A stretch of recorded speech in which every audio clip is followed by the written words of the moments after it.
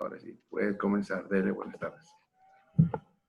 Buenas tardes. Yo escogí el tema de riesgos y accidentes eléctricos.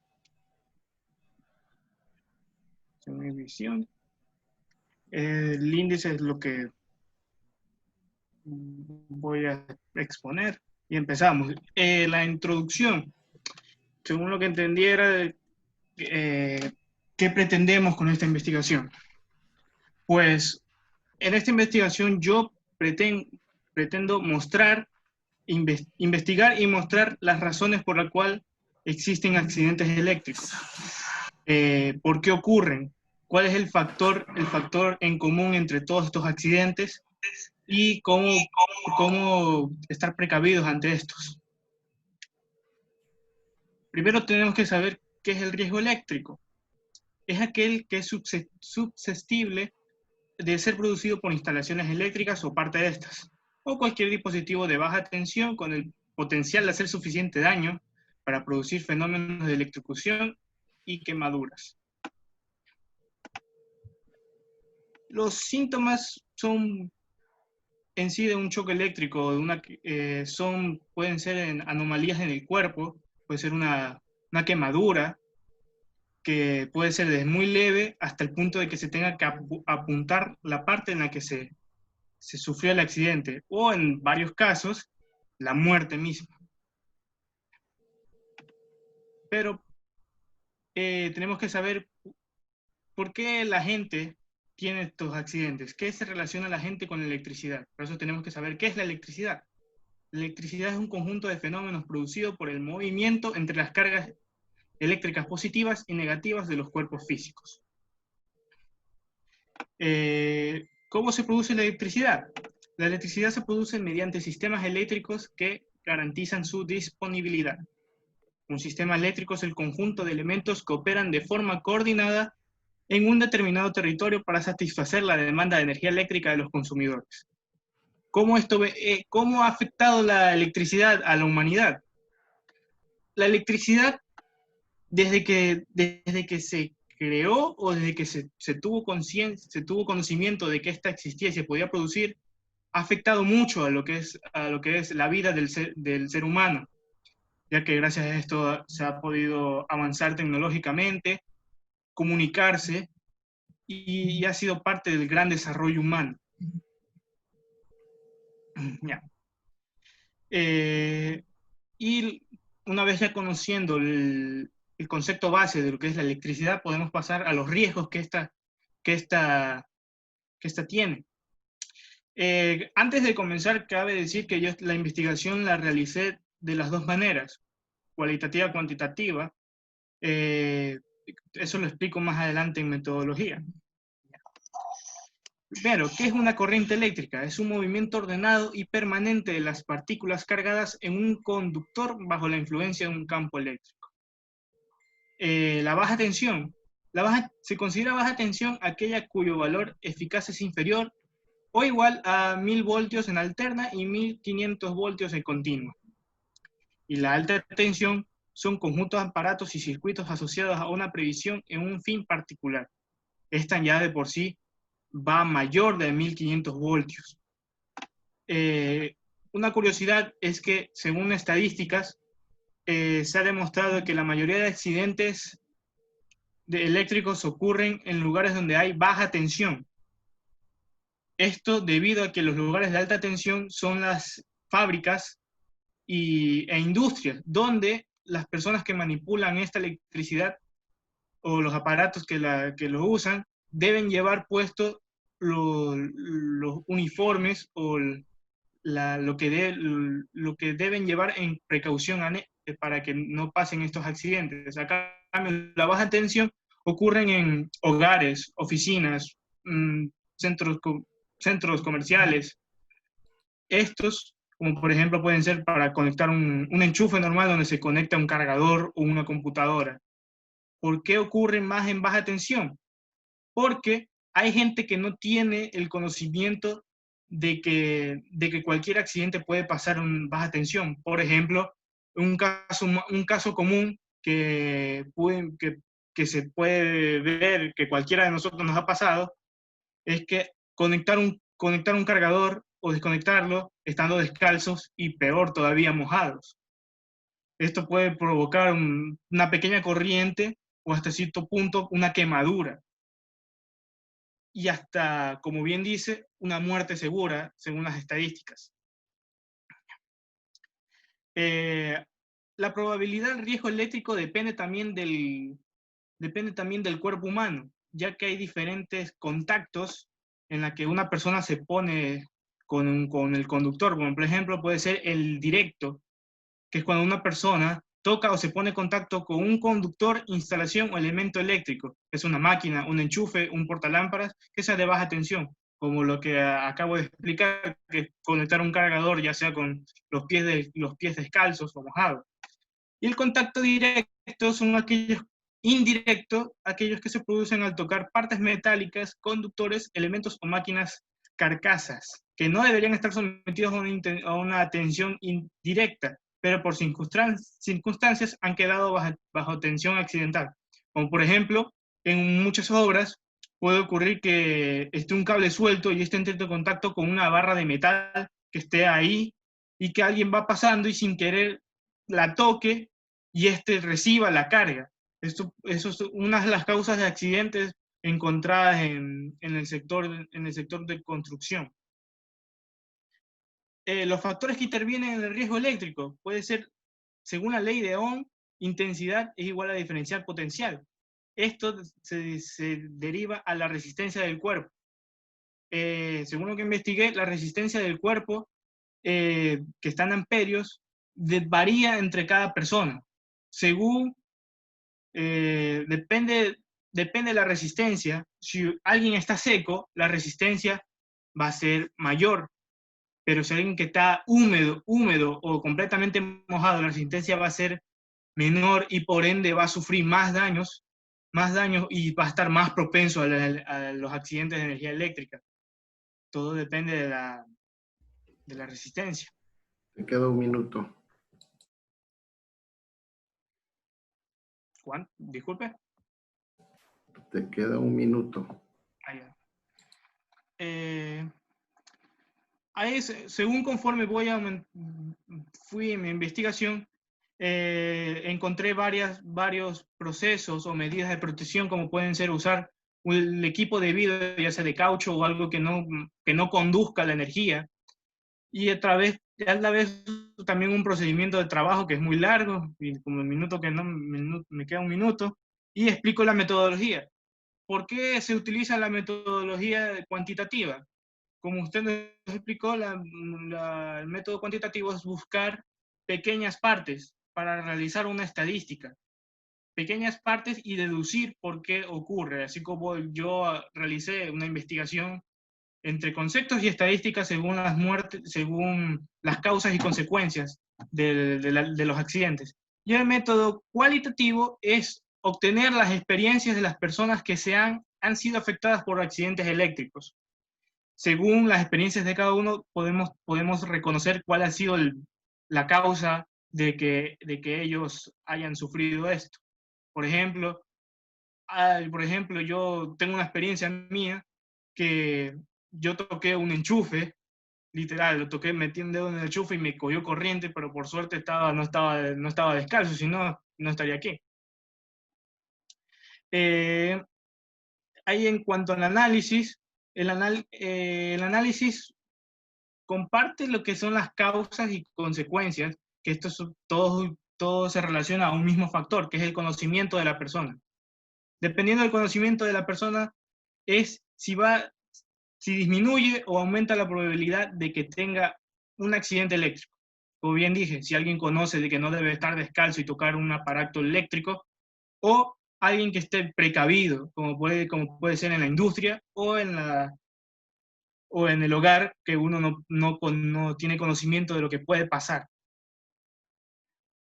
En conclusión, la electricidad ha sido una de las mejores invenciones del ser humano, ya que ha permitido el desarrollo constante de este, hasta el punto en el que estamos actualmente, ya sea en la tecnología, transporte o etcétera. Pero también es un arma de doble filo, ya que si no se puede controlar bien, si no se tienen las medidas, precauciones o el conocimiento necesario, puede costar la vida. Y estas son las referencias en las que encontré información y casos. Listo, gracias. Listo, bueno. Mi estudio de caso lo hice de las hidroeléctricas, de la energía hidroeléctrica, para el consumo de nuestro país, o sea, el potencial que tiene la energía hidroeléctrica en nuestro país. Bueno, aquí tengo la misión y la visión de la universidad, que la misión es formar profesionales competentes y emprendedores desde lo académico, la investigación y la vinculación que contribuyan a mejor calidad de vida social. Y la visión es ser un referente nacional o internacional de institución de educación superior, que contribuye al desarrollo social, cultural y productivo con profesionales éticos, creativos, cualificados y con sentido de pertinencia. Bueno, aquí tenemos el índice, un poco de lo que vamos a ver en este dispositivo.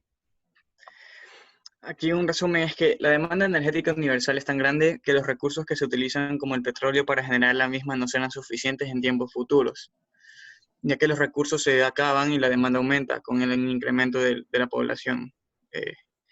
Por eso una vía factible y ecológica es la energía hidroeléctrica, porque aparte de que es un recurso renovable, su potencial es sumamente alto y encabeza la lista de producción de energía eléctrica de fuentes renovables. Nuestro país, gracias a Dios, tiene unos recursos hídricos que pueden ser explotados para generar energía eléctrica. Tenemos muchos ríos donde podemos generar estas hidroeléctricas. La introducción es, en primer lugar, a la energía hidroeléctrica, es que en la actualidad todos los países desarrollados con escasos recursos fósiles, es decir, petróleo y todas estas cosas, buscan generar energía eléctrica a través de los recursos renovables. El agua es un elemento esencial en el sector energético. De las fuentes renovables, de energía renovable, el agua es en la actualidad y con diferencia el recurso más utilizado para la obtención de energía eléctrica. Las explotaciones hidroeléctricas no producen contaminación, eso es algo bueno que tiene este recurso, y que el agua no sufre deterioro y se puede utilizar para otros fines. O sea, aparte de energía eléctrica la podemos usar para otras necesidades que tengamos. La energía hidroeléctrica es una de las mejores opciones de energía renovable otra vez, ya que su calidad es de las mejores posibles y la fácil dosificación. Esto lo hace superior a las otras, o sea, es fácil dosificar la energía que se produce y transportarla también es más fácil. Bueno, en metodología no tenía muy claro bien cómo tenía que hacerlo, pero puse que para conseguir nuestro país pueda generar más energía eléctrica a través de centrales hidroeléctricas se necesita hacer un estudio del mapa hídrico ecuatorial para determinar los puntos de donde es más favorable construir una central hidroeléctrica y se puede distribuir la energía producida de manera rápida y eficaz, que no sea muy difícil transportar la energía eléctrica por vías de transmisión de alto voltaje. Los resultados es que los recursos hídricos que posee nuestro país hace viable la construcción de las hidroeléctricas, ya que la gran cantidad de ríos que posee nuestro territorio invita a instaurar que la energía eléctrica sea la principal fuente de generación de energía eléctrica del país, llegando así que simplemente con la energía eléctrica producida por las hidroeléctricas podríamos alimentar todo el país, y si hay algún excedente podríamos venderlo a los países vecinos como Colombia o Perú. En el análisis tenemos que la energía eléctrica que se necesitó para abastecer a todo el país en 2017 fue de 19.427.56 gigawatts. Si Ecuador lograra generar esa cantidad de energía eléctrica solo con las hidroeléctricas, el resto de energía eléctrica generada por las termoeléctricas o otras fuentes que tenemos para también generar con combustibles fósiles y todo, esa energía podríamos ya venderla y sacar recursos para el país. En conclusiones, tenemos que se puede concluir que la energía hidroeléctrica es la fuente energética de uso renovable más eficaz que existe y que las condiciones hídricas que posee el Ecuador hacen factible y muy viable la construcción de estas mismas para generar energía eléctrica para el país y para poder vender a países vecinos. Aquí las referencias que tenemos, que busqué en libros, también en Larcotel, de una página de, de una empresa pública de. Y bueno, hasta ahí es el borrador que tengo. ¿Está bien? Está bien. Gracias. Vamos. Listo. Nicolás, Flor, vamos. Flor. Voy.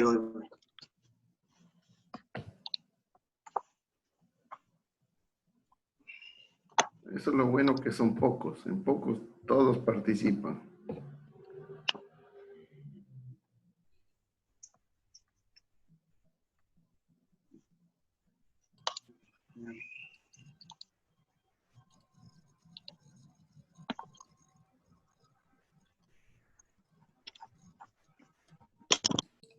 Listo, profe.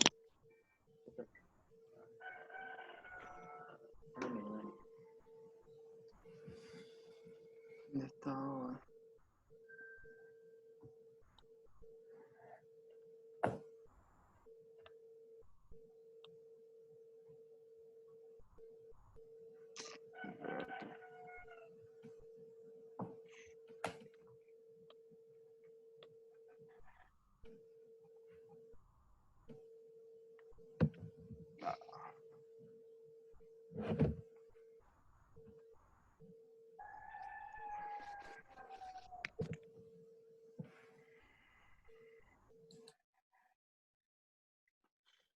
Bueno, listo, saludos. Y empezamos, ¿no? Mi tema es el consumo de energías en el hogar. Listo, tenemos, en resumen, tenemos el propósito de acciones en favor del ahorro y uso eficiente de energía eléctrica.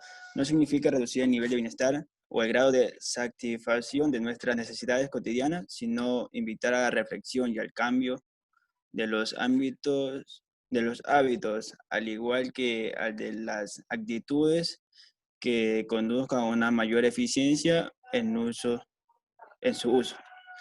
Hay consumos que son casi imposibles de reducir, como el frigorífico o el uso de la televisión o el ordenador. Entonces, por esta razón, podemos actuar reduciendo el consumo de la iluminación de la casa, limitando los electrodomésticos que consumen mucho estos factores, en los que más aumenta el consumo de energía en el hogar. Entonces, esto que tratamos un poco de hacer nuestra mayor parte de nuestras actividades en el día, utilizar la luz del día para que en la noche poder ahorrar un poco el consumo de energía. Entonces, la introducción, podríamos ahorrar energía con el hecho de controlar los tomacorrientes. Claro que sí. Conocemos que la energía es un recurso dispensable en nuestras vidas. En nosotros depende su debida utilización y conservación. En ocasiones, nuestro consumo eléctrico en los hogares resulta ser mayor, debido a un uso inadecuado, trayendo en consecuencias un incremento de nuestra factura mensual con el paso del tiempo. El desarrollo de la tecnología ha permitido mejorar la instalación y distribución de energía, tal así como creación de métodos que aporten a la disminución en el gasto o muestras económicas en el hogar. En la actualidad existen métodos para el control de energía en los sistemas más modernos del control o aspectos específicos que los hogares, como las bombillas o bien controles de equipo específico para cuidar su resistencia. Su resistencia. Entonces, en el caso de las bombillas, podemos decir que tenemos los que son los focos ahorradores, ¿no? Nos ayudan mucho en el consumo que los otros casos de bombillas. Entonces, desde el punto de vista, también tenemos una pregunta que dice, ¿puedo yo en mi hogar disminuir el consumo de energía? Desde el punto de vista de cada uno de nosotros existen distintas alternativas para disminuir el consumo de energía en nuestro hogar. Entonces tenemos lo siguiente, unos que otros consejos, que es realice la mayor cantidad de actividades posible utilizando la luz natural y no deje luces encendidas si no las usa. Apague el televisor, la radio, los juegos de video, el PC, y cuando no lo esté usando. En este último también podemos activar la función de ahorro de energía. Si se dan cuenta, todos estos puntos son para ahorrar el consumo de energía, el cual podemos ayudar hasta nuestra propia economía en el hogar. Porque a veces las planillas de luz salen súper elevadas y a veces no podemos cancelar el valor y no dejamos acumular las planillas. Entonces en metodología tenemos lo que es diseño. Los electrodomésticos que más repercuten en el consumo de eléctrico en el hogar. El consumo eléctrico se produce por electrodomésticos como el frigorífico, las lavadoras, los televisores, ordenadores, lavavajillas, congeladores y secadoras. Y en la menor medida para la iluminación y los servicios de calefacción y producción de agua caliente. Esto estamos hablando de algunas partes de, ¿qué se puede decir? De un hogar de clase media alta.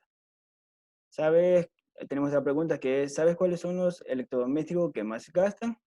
Entonces, en el estudio mencionado, distribuye el consumo eléctrico enumerando los electrodomésticos que más consumen y organizan de consumidores, usuarios, lo confirma asignando la cifra de kilowatt por hora al año de cada uno. Entonces tenemos lo que son los frigoríficos que representan la medida de casi el 18% del consumo de energía en el hogar. Su cifra es de 662 kilowatt por año. Tenemos también los que son congeladores, las televisiones, lavadoras, hornos, los electrodomésticos ya dicho anteriormente. En población y muestra.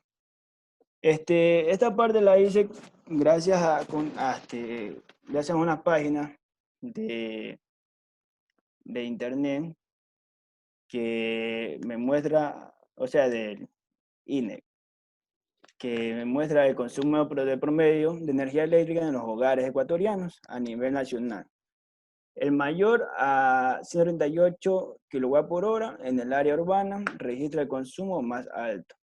Entonces tenemos en estas dos gráficas, tenemos el año 2011 y 2012, en el cual el 2011 lleva a 133,3 kW al año. Entonces en 2012 también la nacionalidad aumenta el consumo de energía, que es en 138,3 kW por año, y también nos especifica las áreas donde se consume más. Por ejemplo, en 2011, la zona urbana es la que consume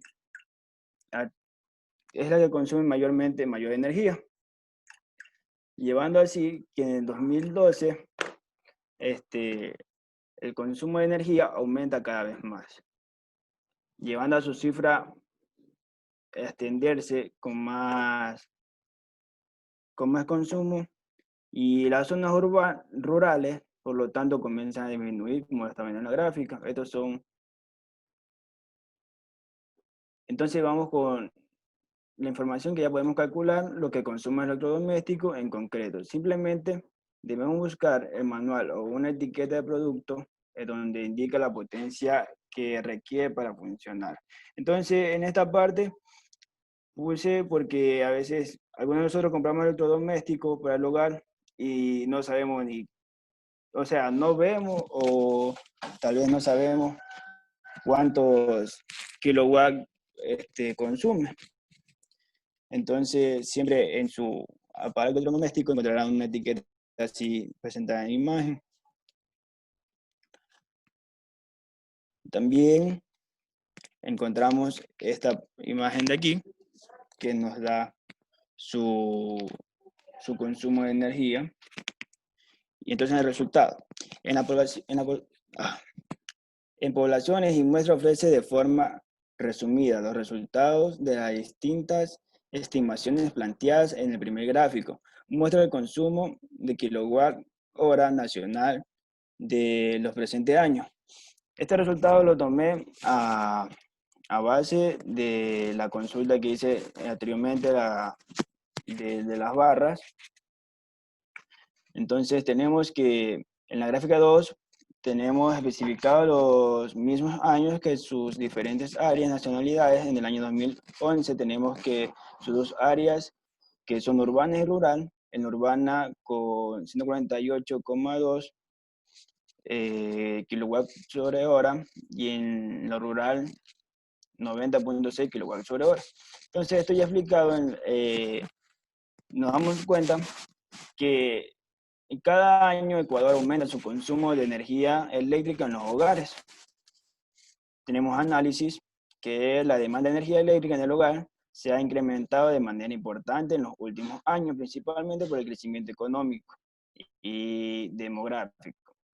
Los ámbitos de consumo del presente trabajo estimo el efecto del crecimiento en el número de consumo de energía de la red eléctrica. Asimismo, en el análisis realizado, se establecieron los electrodomésticos y equipos consumidores de energía principalmente utilizando por los usuarios debido a un uso inadecuado, trayendo en consecuencia el incremento de nuestras facturas mensuales con el paso del tiempo.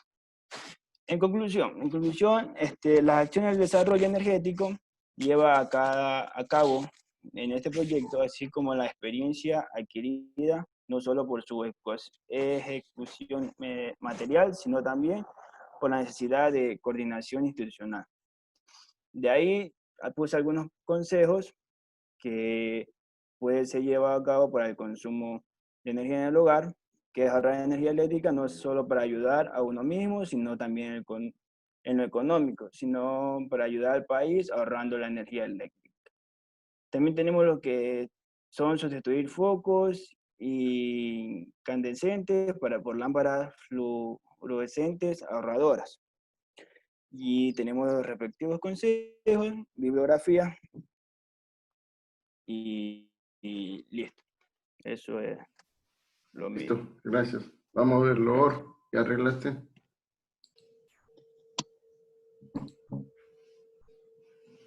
Ya.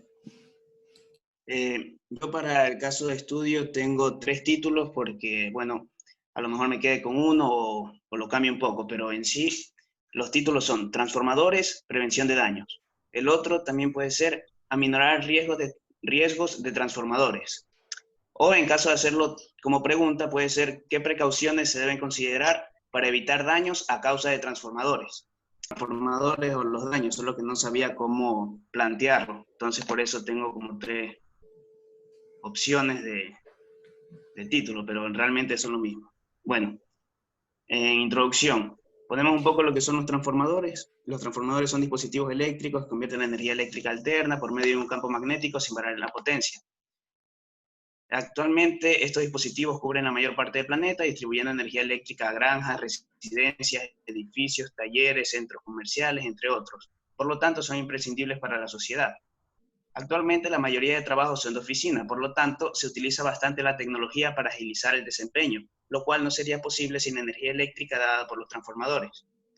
Los transformadores se basan en la inducción electromagnética. Al aplicar una fuerza electromotriz se origina un flujo magnético en el núcleo de hierro.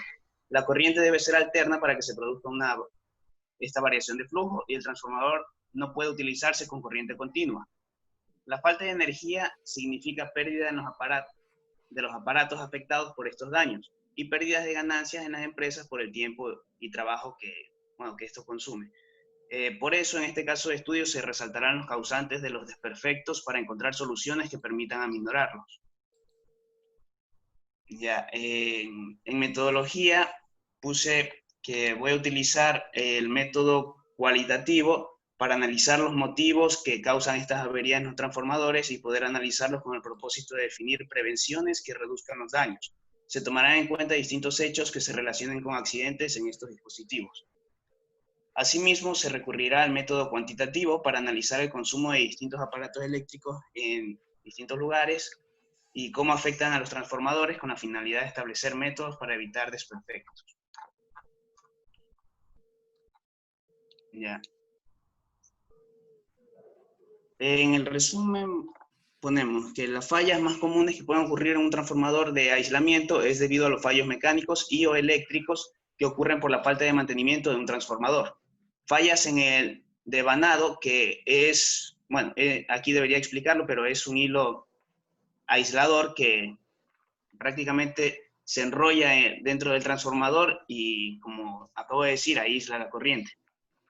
El devanado es la parte importante de un transformador eléctrico. Las fallas que pueden ocurrir en un devanado pueden ser en media tensión y baja tensión. Aquí pongo en ambos casos.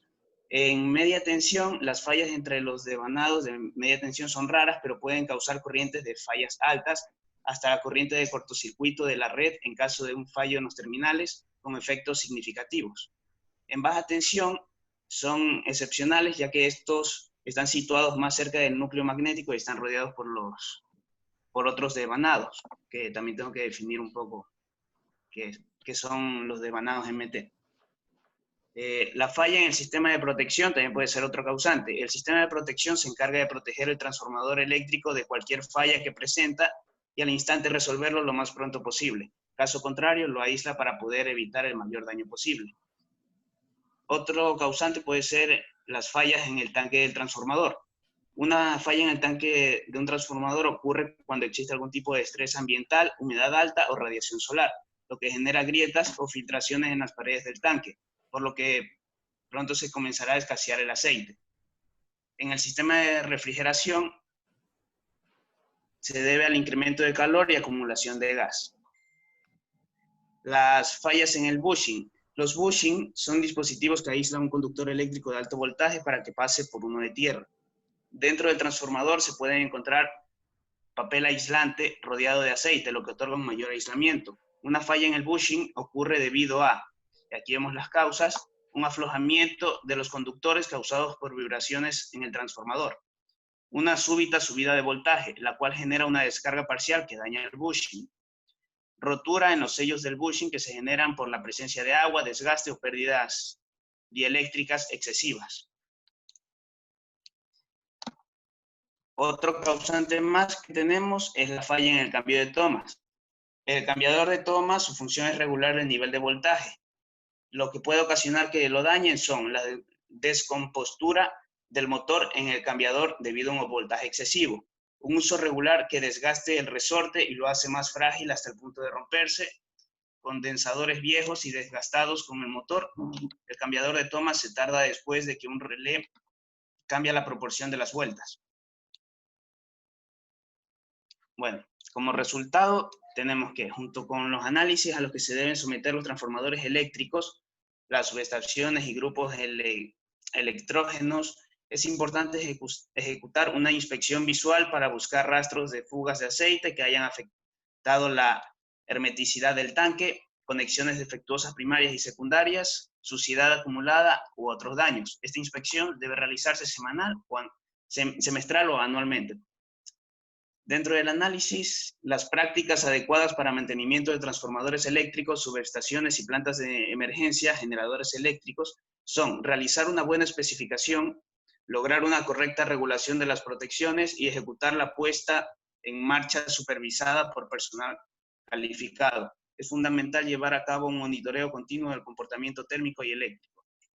Esto sin menospreciar la verificación de los auxiliares del transformador, la limpieza general de todos los accesorios y el estado de las conexiones eléctricas. Es necesario definir qué tipo de mantenimiento conviene utilizar, tomando en cuenta las características en equipos e instalaciones. años de trabajo y presupuesto disponible. Se puede escoger entre tipos preventivos, predictivos y correctivos, basados en las condiciones de funcionamiento.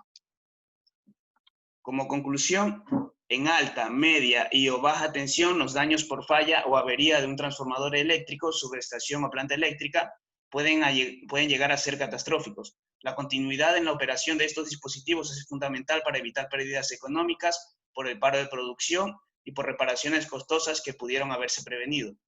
Por lo anterior, es importante el mantenimiento preventivo con la frecuencia establecida por los fabricantes y también en los proyectos de instalación. Y eso es lo que tengo hasta ahora. Listo, gracias. Herrera. Dale, Herrera. Continúe. Bueno, el título de mi estudio de caso es acerca de del uso de las TIC en la educación universitaria. Como tema o título está el análisis y realización de apoyo a base del uso de las TIC y su aceptación en la formación universitaria. Bueno, en este caso voy a hacer acerca de la Universidad La Eloy Alfaro sobre estudiantes de segundo nivel para el OB. No especifiqué exactamente qué materia, porque, bueno, tengo planteado hacer exactamente sobre la mayoría de los estudiantes de segundo. Entonces, en resumen, el presente análisis corrobora la relación existente entre los estilos de aprendizaje y el uso de las TIC en la formación profesional del alumnado universitario. Este está basado en investigaciones previas de otros autores, cabe notar eso.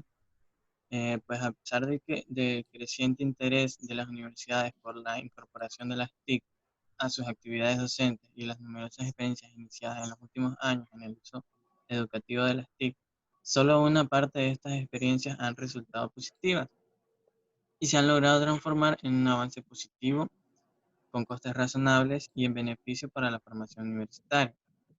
¿Qué quiero decir con esto? Que, por ejemplo, dentro de la universidad se está aplicando mucho el uso de las TIC, ya que para las clases virtuales, para esta modalidad en la que estamos, tenemos que aplicar mucho conocimiento acerca de las TIC.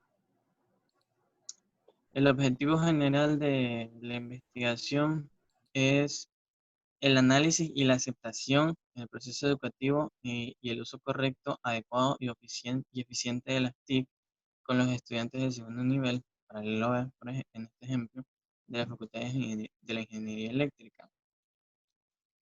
Para ello es necesario tener en cuenta la definición del papel que se le otorga a la TIC en este proceso. Es decir, mi investigación, mi caso de estudio está enfocada en cuál es la importancia que le dan los estudiantes a las TIC para su proceso de educación, para el desarrollo de su educación. En la introducción, bueno, tenemos una pequeña introducción aquí. Dice, en la actualidad, la sociedad ha alcanzado un alto índice de desarrollo tecnológico satisfactorio en diferentes áreas laborales, como sociales, pero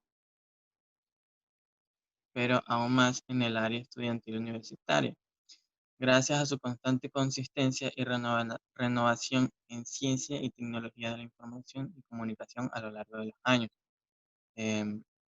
¿A qué me refiero en esto? Es que a lo largo de los años, los estudiantes se han visto obligados, más que todo obligados a utilizar estas herramientas, TIC, porque, por ejemplo, métodos antiguos para buscar información, para realizar trabajos, teníamos que ir a una biblioteca, buscar la información, y, por ejemplo, ahora tenemos programas como lo son Zotero o estos programas buscadores bibliográficos.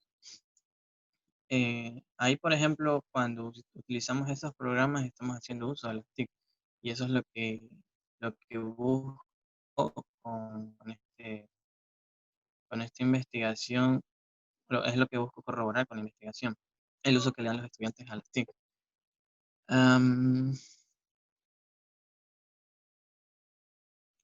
Dice, por otra parte, esta modalidad se utiliza con más frecuencia en personas y estudiantes generales como universitarios, como es en el caso de los estudiantes de la universidad, porque es el caso del que estoy haciendo. Un momento. Ya. Ya. Que en su gran mayoría pueden acceder a estos métodos para obtener información o comunicación con uno o varios participantes en herramientas de trabajo como Google Apps, Skype, YouTube, etc. ¿Qué quiero decir con esto? Los estudiantes utilizan estas aplicaciones en beneficio de obtener conocimientos y facilitar sus trabajos, facilitar la realización de sus trabajos. Ya, este es un dato importante también. Por otra parte, los niveles y sistemas educativos tienen un impacto significativo en el desarrollo de aprendizaje de los estudiantes. Para ello, se creará más adelante una encuesta para verificar la aceptación o desaprobación sobre el uso de las TIC de los estudiantes de la universidad. ¿Qué quiero decir con esto? Yo hice una pequeña encuesta a unos compañeros sobre el uso que le dan a las TICs, pero como esto es un borrador, dije, vamos a hacer la encuesta un poco más amplia a futuro para así poder llegar a una resolución mucho más específica. Vuelvo, repito, este proyecto tiene como propósito analizar, comprender y entender los diferentes usos de información de la comunicación y mediante herramientas virtuales con los estudiantes del segundo nivel. Metodología. El enfoque metodológico que fue utilizado fue cuantitativo y el diseño empleado fue no experimental. Es decir, se contrastaron los datos mediante estudios descriptivos y correlacionales con el fin de tratar los objetivos de investigación mediante una encuesta online. La pequeñita encuesta que hice para realizar este borrador.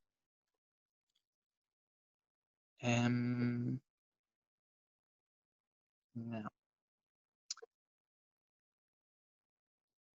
ya, aquí viene esta parte. En la universidad, los estudiantes de un nivel para el OB se requiere saber la preferencia en gustos y aprobación de los siguientes sitios web, como los estamos viendo aquí, específicamente estos, en el cual hice con 2 estudiantes, de los cuales 11 optaron por el sí y uno optó por el no, es decir, tuvo una buena aceptación por parte de los estudiantes. Una de las tantas preguntas que estaban dentro de la pequeña encuesta online, estaban estas preguntas. ¿Usted cree que los TICs, tecnologías de aquí puse mal, aquí investigación y comunicación, sirven de ayuda en el ámbito estudiantil? ¿Usted conoce sobre algunos sitios web o aplicaciones de internet? Por ejemplo, están estas. Y si usted usaría alguno de estos sitios web nombrados anteriormente. Repito, estas son una de las cuantas preguntas que puse dentro de la pequeña encuesta. A la final hice un sondeo de la aceptación dentro de la encuesta. El 99% de las personas, es decir, 11 personas, dijeron que sí. Y solamente 1% dijeron no. Resultados. Entonces, dentro de los resultados obtuve una pequeña tabla con unos cuantos datos que dice, en el cual podemos denotar que en su mayoría, ganando por el 99%, hacen uso de utilización de estos sitios web nombrados anteriormente como aplicaciones. Por lo tanto, tiene una satisfactoria aceptación por los 2 estudiantes que fueron puestos a prueba para comprobar el uso que le daban a las TIC en su formación académica. Entonces, para constatar el nivel de conocimientos que los alumnos poseen sobre las TIC, hice una pequeña tabla donde puse el ítem que dice conozco sobre las TICs. Esto estaba dentro de la pequeña encuesta. No puse anexos de la pequeña encuesta porque como es un borrador, este, ya a futuro planeo ampliarlo para más estudiantes. Entonces, la primera, programas básicos, que eran los anteriormente nombrados, programas de interrelación personal, es decir, por ejemplo, Skype, Zoom, programas de estos que ayudan a la interrelación entre los compañeros. Buscadores en la red, es decir, Google, Bing, Yahoo, portales de video online, programas de edición de imagen y actividades de búsqueda en Internet. Estos fueron los resultados que, por ejemplo, en los programas de edición de imagen, el nivel de conocimiento de los alumnos es muy poco, o sea, es mucho, digámoslo así, ya que en el ámbito de nada obtuve un 52.6%, es decir, que muchos estudiantes no tienen conocimiento acerca de programas de edición. Así igualmente actividades de búsqueda en Internet, en los que obtuve números positivos fueron en programas básicos, programas de interrelación personal, buscadores en red y portales de video online. Los portales de video online están, por ejemplo, YouTube. ¿Por qué digo que obtuve valores positivos? Ya que el nivel de conocimiento, repito, de los estudiantes dentro de programas básicos, programas de interrelación, es bastante alto. Es decir, ¿y qué quiere decir? Que los estudiantes conocen del uso y de estas aplicaciones, de programas básicos, de programas de interrelación personal, buscadores y portales de video. Después está el análisis. Una vez analizados todos los datos recopilados mediante las respuestas obtenidas de los alumnos y tras haber efectuado un análisis de los resultados, podemos extraer los siguientes resultados. En relación con el primer objetivo marcado en nuestra investigación, determinar el nivel de conocimientos, la tabla que está acá, por parte del alumnado universitario, los resultados reflejaron algunos porcentajes y medidas significativas respecto al conocimiento, usos y actitudes de algunos alumnos hacia las nuevas tecnologías, pero no en cuanto al uso de las TIC, según sus estilos de aprendizaje, ya que en este grupo predominaron las puntuaciones medias en torno a algo bastante. Un minuto, Acá tenemos, Serena. dígame. Un minuto. Te queda un minuto.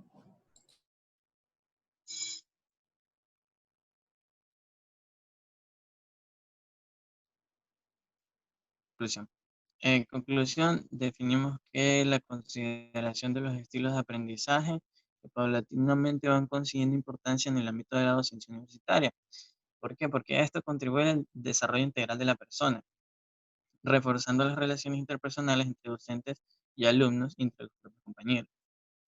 Concluyo que los resultados confirmaron el protagonismo de las TIC que las TIC tienen para el alumnado participante en la investigación, y aunque no se observó un estilo de aprendizaje predominante en esta, parece ser que las personas en las que predominan los estilos de aprendizaje activo y reflexivo obtienen mayores rendimientos educativos con el uso de las nuevas tecnologías en sus actividades formativas.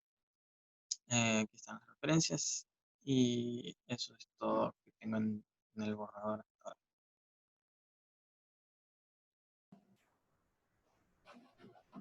Listo, perfecto. Entonces, con eso que le estoy diciendo, que su trabajo carencia de muchos puntos, muchos ítems, ¿sí? Muchos factores. Si estoy hablando sobre 8 ítems, por ejemplo, citar normativas, índices, gráficos, objetivos, problemas, definiciones, de 8 parámetros, la mayoría solo hizo 2 o 3. ¿Sí? Entonces ya se darán cuenta cuánto es la cuantía y la calificación en ese sentido. La metodología no es buscar y ir recopilando información, es una partecita. ¿Sí? De esa recopilación de información usted tenía que armar una matriz, ¿sí?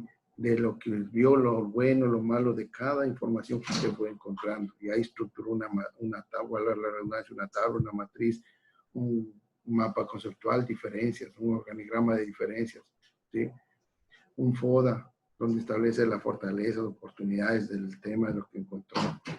Sí, es decir, no hay nada de metodología, vuelvo y repito, a excepción del último que algo quiso hacer a través de una encuesta. La encuesta siempre tienes que basarte en un modelo, o sea, utiliza la escala de Likert. Esas encuestas que tú has utilizado no tienen fundamento, tal vez para que demostrar que quieres aprender a hacer una encuesta. Las que tienen validez y fundamento estadístico tienen que partir siempre con una escala de Likert bajo parámetros, ¿sí?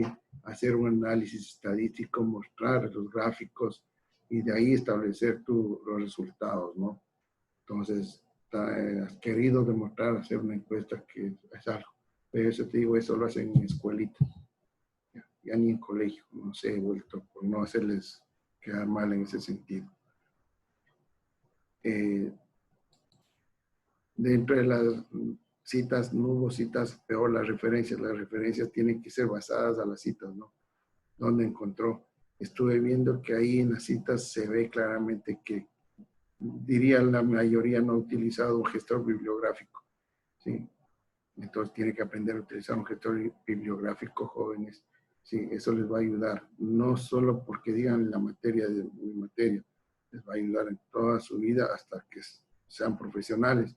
Y de ahí, si es que quieren seguir aplicando más sus conocimientos dentro de lo técnico, lo investigativo, en ambos campos se da, ¿sí? Con eso, preguntas para continuar.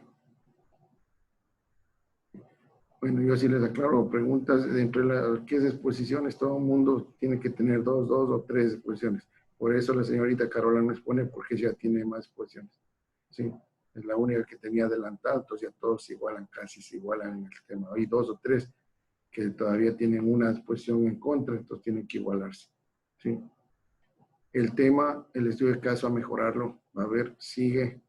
El tema de esto fue como el tema de, por ejemplo, como tarea el estudio de caso, ¿sí? Igual hay que mejorarlo, ya le estoy dando los parámetros. La siguiente clase no se sorprenda que diga no envió ninguna tarea, ingeniero, ya le estoy manifestando la tarea del estudio de caso aplicando todos los parámetros.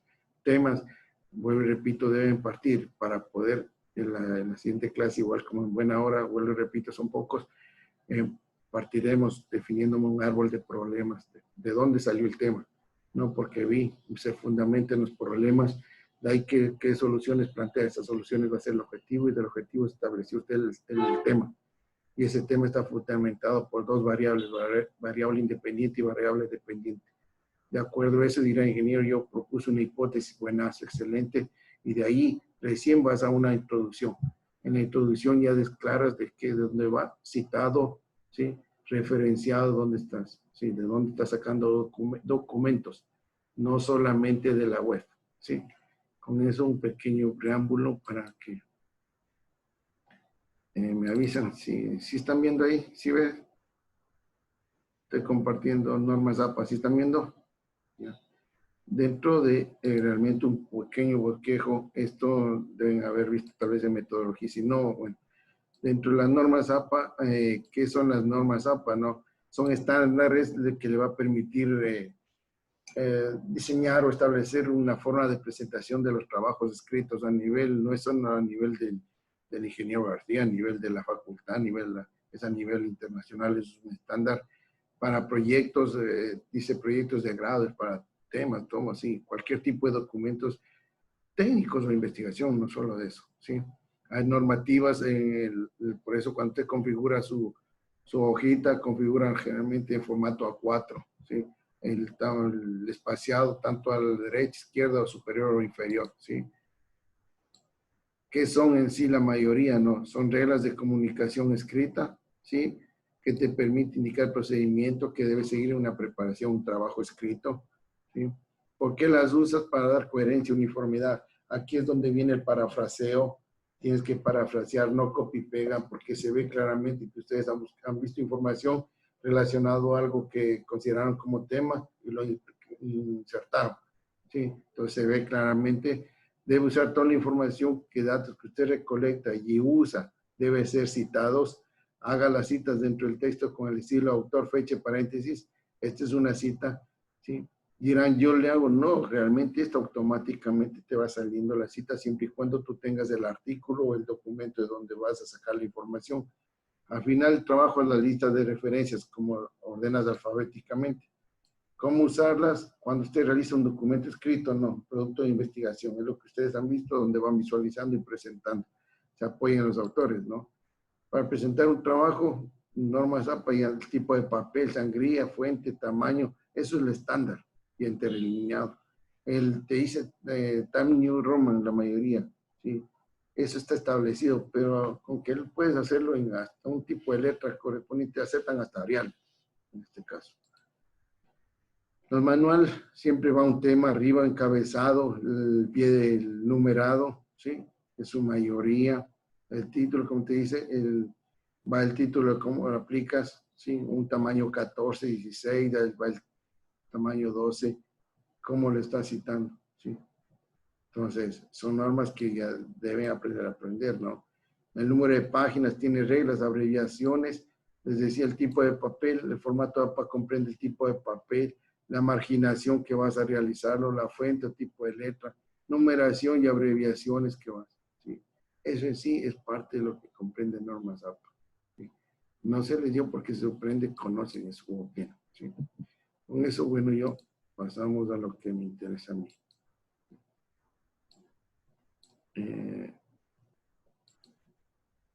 ¿Sí están viendo gestores? Sí, ya. Dentro de lo que es gestores bibliográficos, la mayoría consultó de haber visto, de haber aprendido un poquito más de lo que es y para qué sirvan, de haber instalado, como les manifesté, que instalen cualquiera de los dos, Zotero o Mendeley, cualquiera de los dos que vayan a utilizarlo, ¿sí?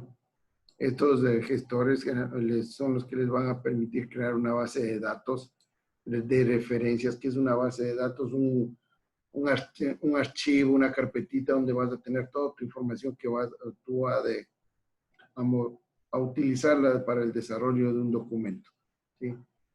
La referencia pues, te permite crear, diferenciar, clasificar cualquiera de estos diferentes tipos de gestores bibliográficos, como vuelvo y repito, te da la facilidad de clasificar de manera automática o manual en catálogos, base de datos. ¿Qué puedes hacer con este gestor? ¿Sí? Añadir referencias manualmente, puedes tú añadirlas, ¿sí? Organizar y gestionar las referencias, exportar las referencias, ¿sí? Organizar y gestionar la bibliografía, puedes ir manejando esa la información, creas y diseñas bibliografía entre numerosos formatos, insertas citas, ¿sí? Compartes con otros usuarios las referencias bibliográficas que consideres. Con todo esto hay gestores de referencia clásicos, ¿no? Entre los gestores de referencia clásicos encontramos el Reference Manager, que te maneja bases de datos de manera directa en la web.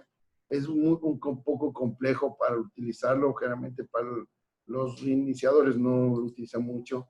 Pero hay ventajas, te crea filtros de importancia propios, ¿sí? Es decir, tú creas tu propia base de datos, tu información que vas a manejar y que después a posterior la vas a utilizar. Pues personaliza los estilos de salida, cómo tú quieres que te visualice tus resultados.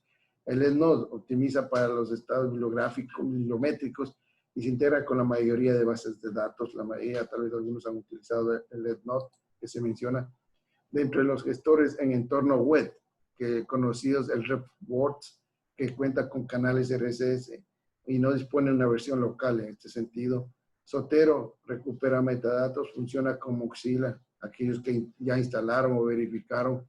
Mendeley te permite visualizar los PDFs y es una, dentro de la web en línea, es lento, es un poquito esto, ya lo vamos a ver. El Zotero, su nombre proviene de albanesa, no es, obviamente no es americano. Te permite ayudar, es un software libre, eso sí, gratuito, código abierto, ¿sí? Te trabaja en algunos idiomas, no solamente, como dice, inglés. Es un juego, como decía, un software de gestión de referencia gratuito. Tiene una capacidad de almacenamiento, eso también lo limita. Utilizado para la gestión de datos bibliográficos y materiales. Sincronizado en línea y genera citas, textos, notas al pie y bibliografía. Te ayuda a incluir la integración de navegadores web. Se integra con procesadores de texto Word, Microsoft, LibreOffice, OpenOffice, Write y NeoOffice. Son software adicionales libres, en este caso, producido por el Centro para la Historia y Nuevos Medios de la Universidad de Mazo. ¿Sí? Aquellos que lo instalaron el Zotero, pudieron visualizar cómo se instala y se te visualiza ventanas donde tú puedes jalar e ir administrando los archivos, ¿sí? Las carpetas o los datos que tú quieres manejar dentro de un documento. ¿Sí? Preguntas hasta ahí. Cero preguntas. Bueno, Mendeley es otro dentro del, lo llamaron, conocí, ustedes han de haber encontrado tal vez investigaciones, literácula, ¿sí? El hecho, ¿por qué? Porque manejaba archivos PDF, metadatos en sí, pero de ahí apareció el nombre de Mendeley en honor a George Mendel y a Mendeleev, ¿sí? En base a estos dos fue dado el nombre de Mendeley. Este es un software, vuelvo y repito, un gestor que les permite ayudar a organizar toda la información dentro de lo que van encontrando, recapitulando. Fue fundado en el 2007, es un gestor, herramienta gratuita y plataforma, trabaja con Windows, Linux y Mac. Combina las versiones locales con la versión web y se sincroniza en este caso. ¿Sí? Permite sincronizarse, permite recapitular y ir armando tu información, ¿sí? Los documentos, vuelvo y repito, cualquier tipo de documentos que tú vayas encontrando, documentos de libros, documentos de artículos, de magazines, revistas, ¿sí? Dispone también de aplicaciones para iPod y iPhone. La primera versión beta se publicó en el 2008 y desde el 2013 pertenece al grupo editorial Cyber, desde donde están los, digamos así, los grandes investigadores, ¿no? Igual estructura, donde te visualiza la estructura, tenemos por ventanas, ¿sí? Donde vas manejando como tipo explorador y vas, en este caso, jalando la información, ¿sí? Preguntas hasta ahí.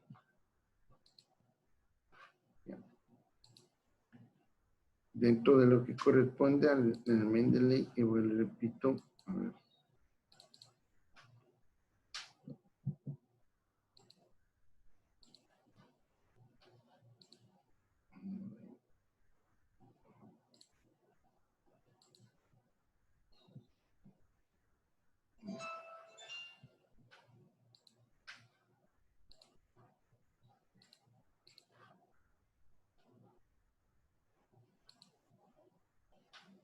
Cuando ustedes tienen un documento, hablemos en este caso como un caso estudio, ¿sí?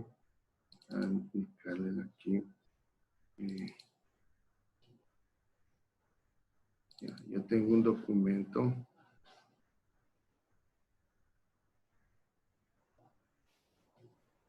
¿Sí?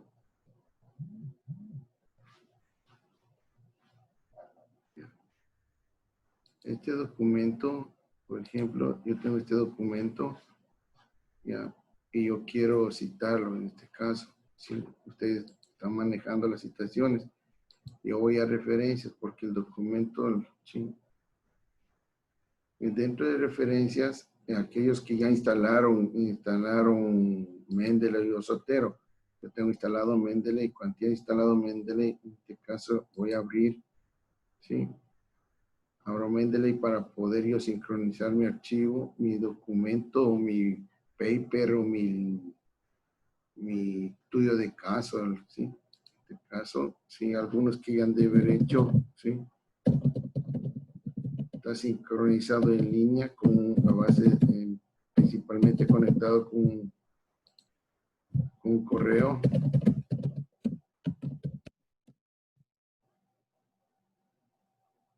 Entonces, en el momento que la sincronizan, sí, desaparece. En este caso, si usted no lo tuvo instalado, lo instala. Al instalarlo, le dice que usted va a estar con el plugin sincronizado con Word, en este caso. Sí, yo tengo sincronizado, sí, si ustedes están viendo aquí, tengo el Mendeley. Entonces, en el Mendeley, como vieron en la parte teórica, en la práctica, aparecen las 4 ventanas. Sí. Yo quiero en este caso adicionar, porque lo tengo yo aquí en esta parte, puedo ir organizando una carpeta con mis archivos o documentos relacionados a una temática.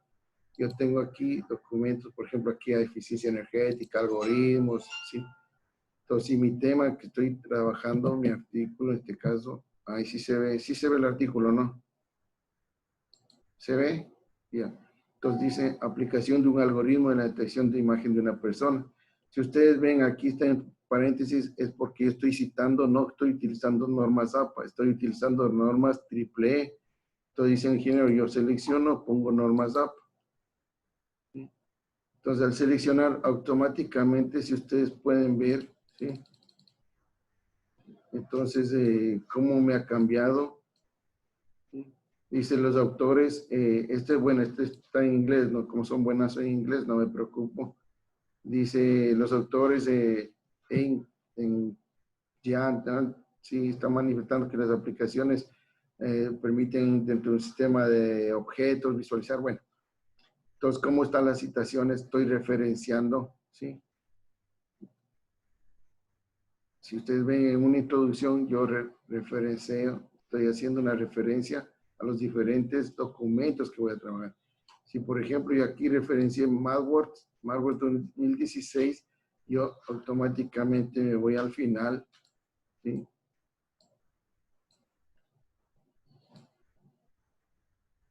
Entonces, yo sé que aquí me va a aparecer Malware, aquí está Malware 2016 referenciado, ¿sí? Entonces, miren cuando yo voy citando en este caso, ¿sí? Bueno, este es otro tipo de estructura que se maneja, que también va a aprender a hacerlo, ¿sí? Entonces aquí, como les decía, estas normas APA, y estoy utilizando normas APA, ¿sí? Entonces, si yo quiero, por ejemplo, aquí menciona, hablemos sobre, ya, me pongo aquí me habla, dice, relacionados, dice, está relacionado, argumenta que los estudios con algoritmos basados en modelos en identificación de, ya, entonces yo quiero aumentar, aquí quiero citar, ¿sí? Entonces, ¿cómo? Lo pongo aquí, consideren, creando,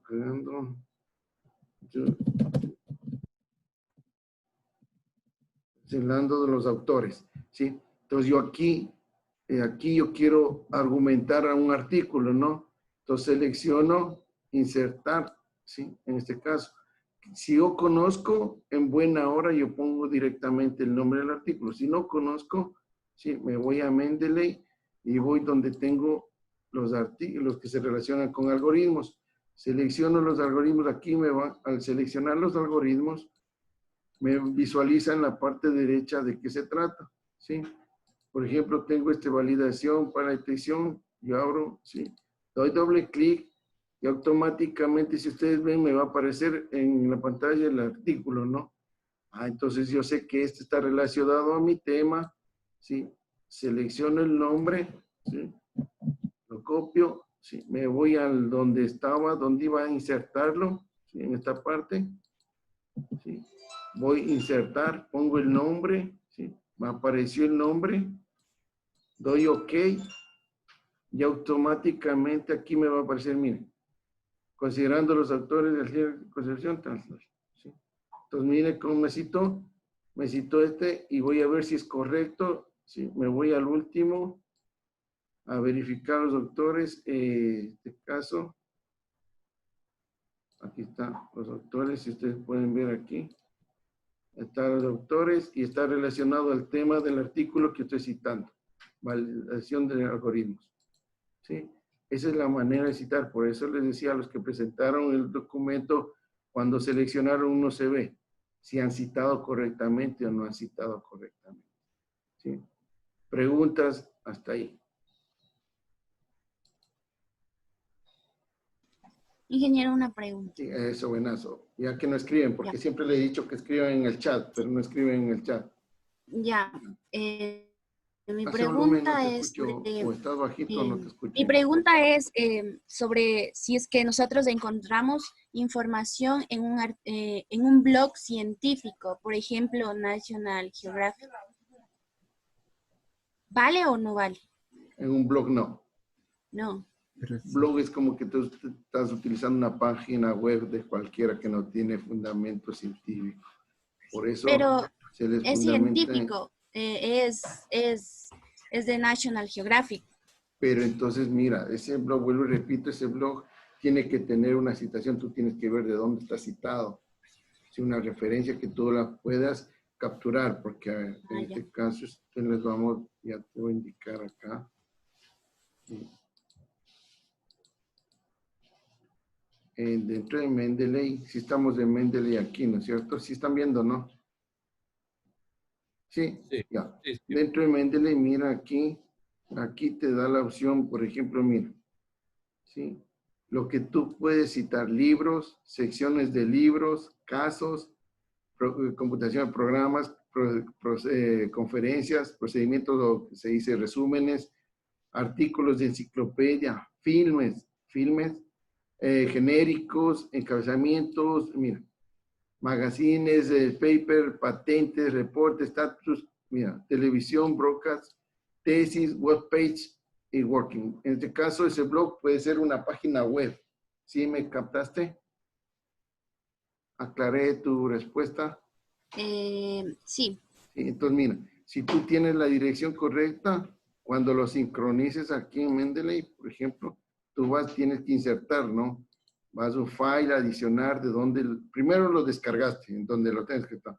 Después lo adicionas aquí, depende de la carpeta donde lo tengas, y el momento automáticamente te va a describir los datos que aseveran que ese documento es real, o sea, es valedero, ¿sí? Si en ese caso pueda que no tengas información. Pues repito, puede crear una institución como Microsoft que tiene así, por ejemplo, Slider, diapositivas. Me dice, pero presentó Slider, está en Slider, está en blog, sí, pero debes tener la referencia exacta para que puedas visualizarla, sí, y tenga fundamento. Porque lamentablemente a veces esos blogs son post-pago, que los tienen por un tiempo y tú las referencias y la vas a visualizar después de unos 6 meses y resulta que ya no apareció esa información. Entonces está claro, entonces estamos finalizando eso, nos estamos viendo la siguiente clase. Gracias, pasen bien. Pase bien, ingeniero. Vamos saliendo, jóvenes, vamos saliendo. Gracias.